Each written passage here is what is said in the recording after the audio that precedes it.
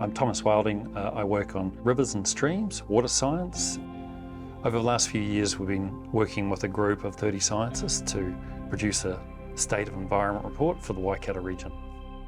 The State of Environment report is like a feedback loop, so we can understand if those streams, lakes and rivers of the region are getting better or worse. Are there more wetlands than there were 10 years ago?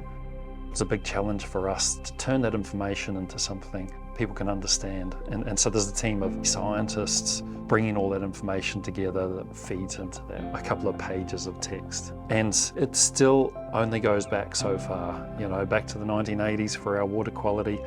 A lot changed before then. There was the clearing of our forests, the development of our pastoral systems. There was the introduction of water treatment systems for sewage before we even started that monitoring. It's important to recognise those other sources of knowledge, the Tauranga Māori.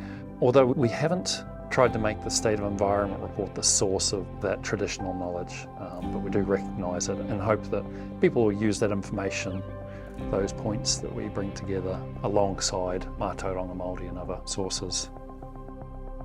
It's a huge amount of data across all of the systems in the Waikato region.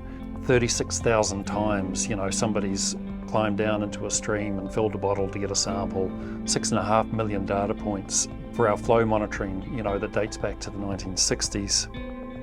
Ultimately, the change that happens depends on what people do on the land, in their own backyard, in their day-to-day work. We need to be able to relay that information to them, where they need to take extra care. And understanding where those key pressures are is so important, in understanding where they should put their efforts.